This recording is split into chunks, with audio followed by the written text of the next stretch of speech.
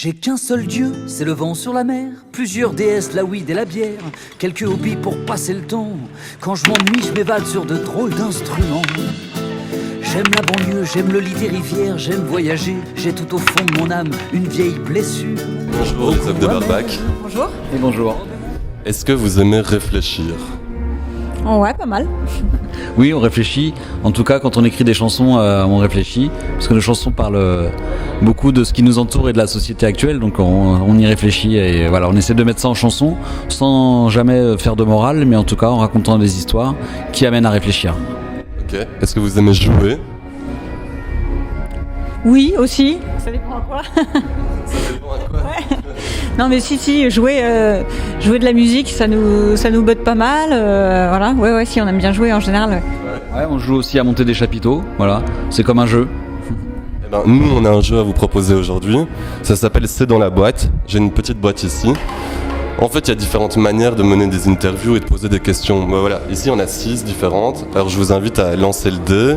Et puis ensuite, on verra quelle forme de questions vous aurez droit. Qui lance le dé parmi vous ? À vous.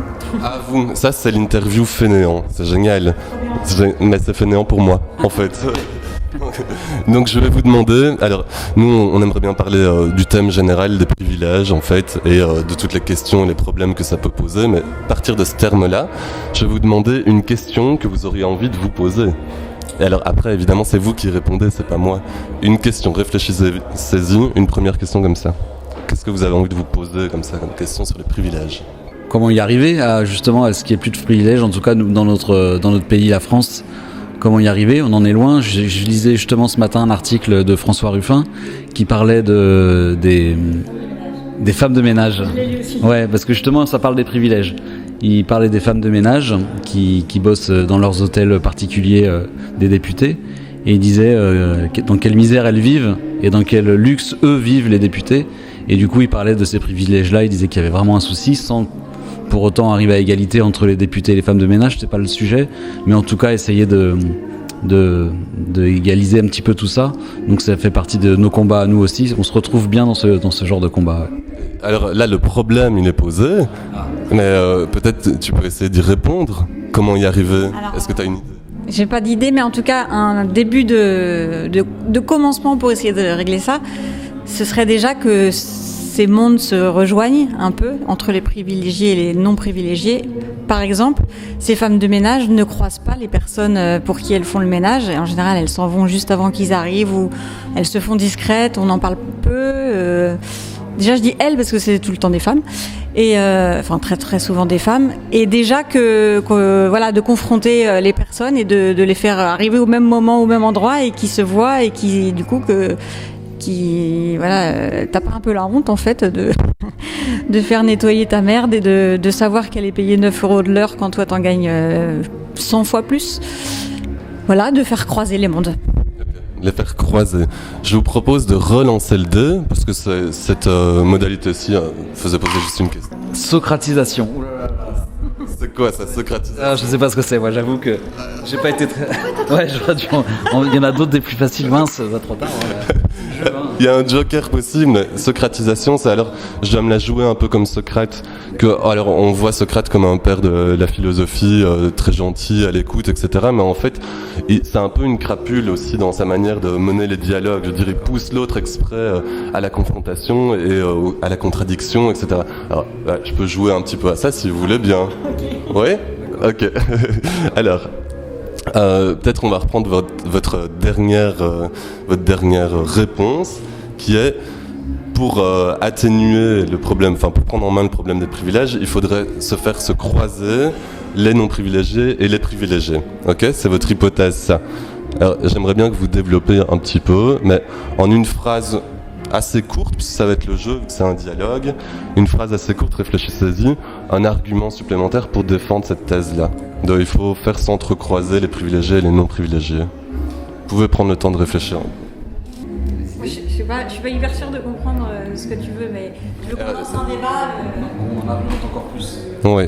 Puis moi je continue à poser des questions, mais sous un autre mode.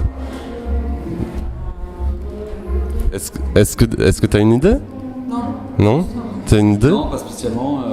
Je sais qu'en tout cas, ce truc-là, il faut qu'on se l'applique à nous.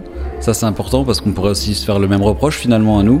On est des privilégiés, donc il faut aussi que nous, on s'applique ce qu'on essaie d'imposer aux autres. Pourquoi c'est important d'essayer de s'appliquer ce qu'on essaie Parce que justement, dans nos chansons, on essaie de jamais donner de morale et jamais de faire de démagogie. Donc si on dit les députés, il faut faire... Je vais vous couper souvent, alors du coup, vous essayez. Ça veut dire que c'est un effort de ne pas faire de morale et de démagogie? Non, mais ça peut être un reproche assez facile, en tout cas pour des artistes qui sont sur scène. Oui, bah c'est facile, hein, vous êtes sur scène, vous dites faut faire ça. Justement, oui, c'est un effort de justement pas tomber là-dedans jamais. Il y a des moments où vous luttez quand même, il y a des moments concrets comme ça. Vous pouvez me donner un exemple d'un moment où vous luttez contre ce reproche-là? On peut parler de... Non, c'est pas un effort, mais par exemple, nous, à la fin des concerts, toujours, on va dans le public et on va discuter avec les gens. Ça paraît con, mais n'empêche que notre public apprécie énormément de voir qu'en fait, on leur ressemble. On n'est pas ni plus grand, ni plus beau, ni plus fort. Et qu'on n'a pas peur des gens pour qui on chante et qu'on sait que c'est notre public, on sait que c'est grâce à eux aussi qu'on vit et qu'on vit de notre métier. Donc déjà ça, c'est pas forcément un effort, mais en tout cas on s'y attelle tous les soirs, quoi, après les concerts. Vous ne restez pas juste sur votre scène, vous allez à la rencontre du public et du coup vous mêlez un peu, vous vous entrecroisez avec peut-être les moins bien privilégiés que vous dans le public. C'est ça?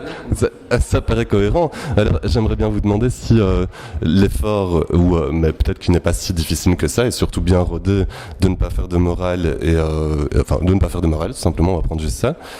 Ça veut dire qu'il y a quand même un message à faire passer, et alors donc c'est une question, est-ce qu'il y a quand même un message que vous voulez faire passer? Et est-ce que c'est d'un autre ordre tout à fait différent de la morale? Et sinon, quel ordre? Alors, de quel ordre c'est? Si on parle des concerts, le message qu'on essaie de faire passer pendant le concert, c'est déjà de passer un bon moment tous ensemble. Ça, c'est vraiment le message principal, avant toute chose. Si en plus, dans les chansons et dans notre façon de faire, et là on joue avec plein de musiciens par exemple aujourd'hui, si en plus dans tout ça il y a d'autres messages plus sociaux, plus écologiques, etc. qui passent, tant mieux. Mais c'est pas le but premier. Le but premier, c'est de passer un bon moment tous ensemble. En quoi c'est un message, ça, en plus? Parce qu'il y a le plaisir de passer un bon moment, mais là tu le présentes comme...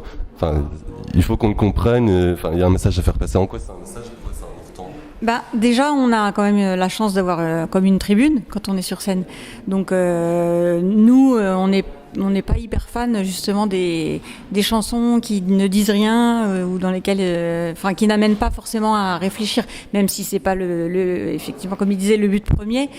On aime bien qu'il y ait quand même une réflexion et au moins une idée derrière, un peu de dénonciation de ce qui nous plaît pas, ne serait-ce qu'en racontant des histoires. Voilà, parce que nous on raconte des histoires, mais voilà, effectivement, tu peux danser et taper des mains, mais il y a quand même une histoire derrière. Voilà, et ça c'est assez important. Pourquoi vous aimez bien? Pourquoi c'est important? Parce qu'on est comme ça, on est des gens, je sais pas si on peut utiliser ce mot-là, mais un peu politisés quand même, et c'est aussi pour ça que notre public est assez fidèle. C'est parce que je pense qu'on touche aussi des gens un peu politisés qui sont heureux de partager des idées avec les gens avec qui ils tapent des mains. Et est-ce que c'est possible d'être juste un peu politisé? Je veux dire, je me pose la question en écoutant, est-ce qu'on n'est pas ou pas politisé ou politisé? Effectivement, on est peut-être complètement politisé. Complètement, alors finalement. Ouais, mais on est aussi on l'est, je pense, mais on est avant tout des musiciens et des chanteurs, et du coup, on se considère comme pas plus important, nous, qu'un bon boulanger qui va faire du bon pain. Et voilà, nous, on a un métier qui fait que pendant 2 heures, les gens passent un bon moment, et en plus, ça peut les amener à réfléchir sur des choses, mais c'est pas plus important au final. Et quel mot décrirait le mieux le fait que vous soyez pas plus important, que vous considérez pas plus important que le boulanger? C'est une forme de modestie? C'est un autre mot? Je pense que le mot qui nous va bien à nous, c'est artisan, qui remplace le mot artiste. Voilà. Okay, merci. Alors, une dernière question, c'est est-ce que vous avez aimé, parce qu'on arrive à la fin, est-ce que ça vous a intéressé comme manière de discuter ensemble? C'est très original et c'est pas mal, c'est vraiment pas mal. Ouais. Ben, c'est vrai que du coup, on a l'habitude des interviews où on nous demande de parler de nous. Et là, on parle du monde. Super. Est-ce qu'il y a une chanson que vous allez passer, qui est prévue pour le concert tout à l'heure et qui correspondrait assez bien à ce dont on a discuté? Tout à l'heure, tu as évoqué qu'il y avait des personnages, des mises en scène, des histoires. Ouais, il y en a plein, parce qu'en fait, c'est un peu toutes les chansons, mais sauf les chansons d'amour. Mais sinon, une autre chanson, Rue de Paname, par exemple, qui est une chanson de jeunesse, c'est une chanson qu'on a écrite, on avait 16 ou 17 ans, qui dit, vive l'anarchie, allez. Et cette chanson, c'est vraiment pour passer un bon moment ensemble, mais pour pas oublier quand même chacun sa petite colère en soi. Donc, Rue de Paname. Dans On va une écouter rue ça de tout de suite. Paname, On vous remercie. Merci. errant au bord de l'eau, je fumais mon Amsterdam pour finir au bistrot. Y avait là 2-3 femmes qui faisaient le tapin. Moi j'aiguisais ma lame pour planter les rupins.